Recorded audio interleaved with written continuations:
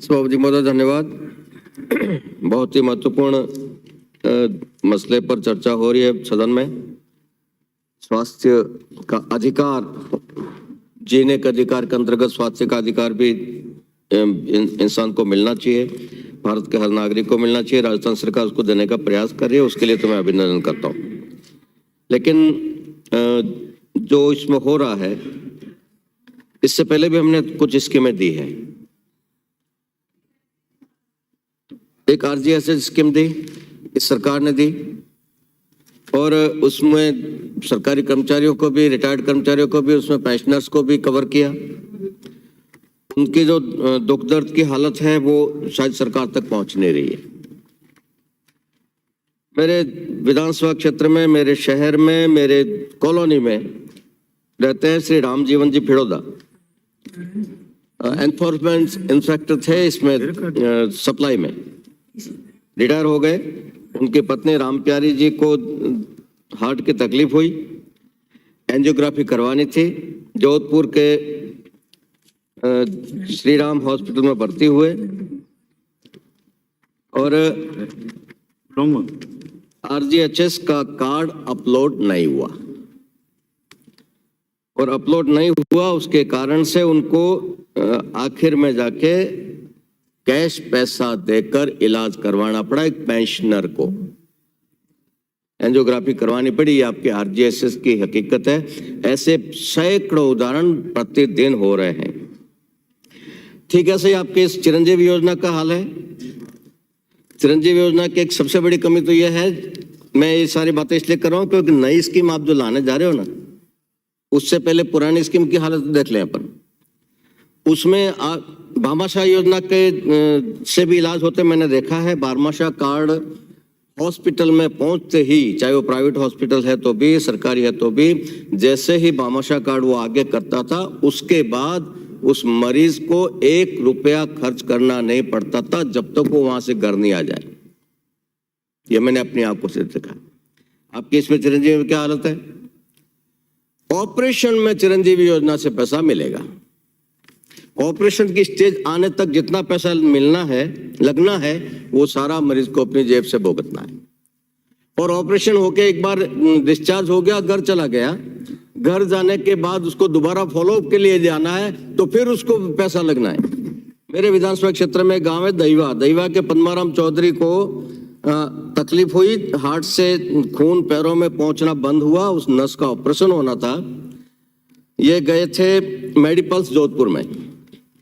Operation से पहले 35,000 लग गए, फिर ऑपरेशन हुआ। ऑपरेशन का खर्चा चिरंजीवी से मिल गया, लेकिन उसके बाद फॉलोअप के लिए जब गए तो फिर पैसा लगा।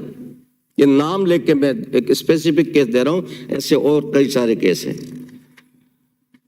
एक चेतन माली, मेरे जालोर का रहने वाला, किडनी ट्रांसप्लांट, युवा अवस्था में किडनी खराब हो गई, माँ उसकी किडनी देने को तैयार, यहाँ फोर्टिस में भर्ती हुए, ऑपरेशन की डेट तय हो गई और आपका चिरंजीवी योजना में कार्ड अपलोड तो हो गया, लेकिन अप्रूवल नहीं आया। मंत्री से मुझे निवेदन करना पड़ा और मंत्री जी ने हस्तक्षेप करने के बाद भी ऑपरेशन दूसरे दिन आया, तब तक हॉस्पिटल ने उनकी ऑपरेशन की डेट पोस्टपोन कर दी। एक दिन पहले आया होता तो ऑपरेशन हो जाता, फिर वो 3-4 दिन बाद ऑपरेशन हुआ। तो ये आपकी हकीकत है चिरंजीवी योजना की, आपके इस आरजीएचएस योजना की। बहुत सारी समस्या आरजीएचएस को लेकर आपने एक लिमिट दे रखी है, और उस लिमिट से यदि दवा ज्यादा चाहिए पेंशनर को तो फिर उसको लिमिट बढ़ाने के लिए फिर चक्कर काटने पड़ते हैं। पहले पुरानी पेंशन स्कीम में ओपीएस की आप बड़ी तारीफें कर रहे हैं, तो पुराने जिस पेंशनर्स को इलाज की स्थिति में ये होता था कि यदि पर्ची में लिखी हुई दवा मेडिकल स्टोर पे उपलब्ध नहीं है तो वहां से एनएसी लो, और एनएसी लेके आप मार्केट से खरीद लो और फिर आप उसका रिइंबर्समेंट ले लो। वो सुविधा आपने समाप्त कर दी। अब यदि वहां से जितनी उपलब्ध है वो लो, बाकी आपको काम, बाकी के लिए आप भुगतो अपने जेब से। ऐसे ही आपात स्थिति में यदि भर्ती होता है मरीज पेंशनर, तो उसको जो जांच और जो सारी लगनी है उस सब में सारा पैसा रोककर देना पड़ रहा पेंशनर्स को भी। और उसके जबकि पहले ये होता था कि वो रिएम्बर्समेंट होता था, वो भी अब नहीं हो रहा है। परमिशन आपके वही कार्ड अपलोड होता नहीं तब तक वो जेब से लगता रहता है पैसा। इसका जब कंट्रोल पहले जो होता था वो प्रावधायी निधि विभाग के अब बनाया गया है। पहले कलेक्टर के पास होता था, कलेक्टर और ट्रेजरी के बीच में का संबंध रहता था और कलेक्टर छोटी छोटी समस्याओं को खुद मॉनिटरिंग करते थे और निपटा लेते थे। अब प्रावधायी निधि विभाग तक जाना पड़ता है, कोई मॉनिटरिंग नहीं होती, कोई रिलीफ नहीं मिलती शिकायतकर्ता को। ऐसे ही आपके आपात स्थिति में इलाज यदि बाहर करवाना पड़ जाए, कोई आदमी अहमदाबाद गया, बीमार पड़ गया, भर्ती हो गया, इलाज करवाया, पेंशनर, पहले रिएम्बर्समेंट होता था एसएमएस की रेट के आधार पर, अब नहीं हो रहा है। तो ये सारे आपके नई स्कीमों का हर्ष अब तक ये है, जनता बार बार भुगत रही है, जगह जगह भुगत रही है, पेंशनर्स भुगत रहे हैं, आम आदमी तो भुगत ही रहा है। उस सब के बावजूद आपने ये और एक नया आप नई व्यवस्था लाने की कोशिश कर रहे हैं। पहले की आपकी घोषणा है उनकी भी क्या हालत हो गई?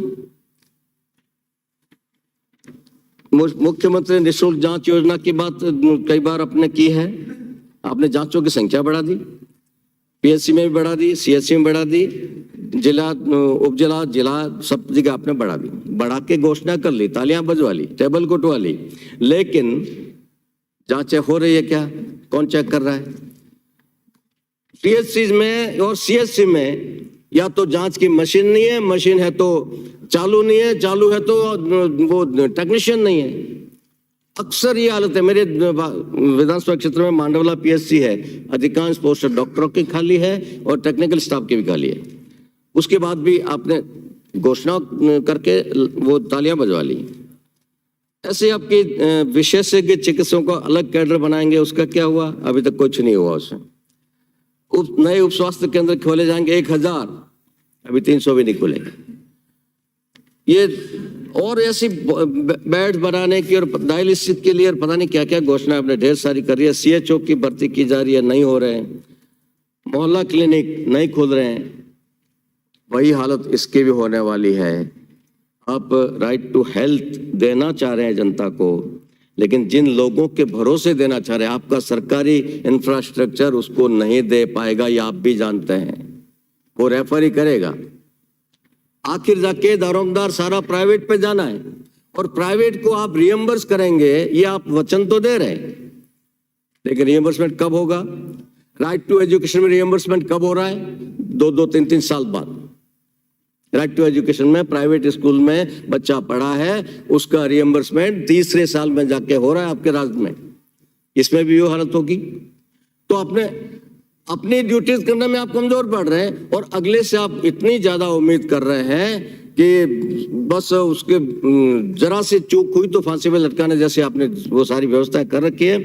इसलिए मैं फिर आपसे निवेदन करता हूँ, मेरी पार्टी ने भी आपसे निवेदन किया है, प्रवर समिति में भी हमारे मेंबर्स ने आपको निवेदन किया है और हम यहाँ भी निवेदन कर रहे हैं, थोड़ा सा इसको और ठीक करिए, बिल को भी ठीक करिए और जिनसे आपको काम लेना है उनको विश्वास में लीजिए, उनका भरोसा जीतिए। काम तो आखिर उनको करना है। वो इस बिल का स्वागत करना तो छोड़िए, वो आतंकित है इस बिल से।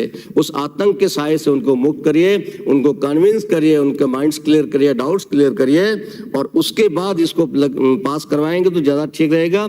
ये मेरा सरकार से निवेदन है। मुझे अवसर दिया उसके लिए धन्यवाद। श्री नारायण बेनीवाल।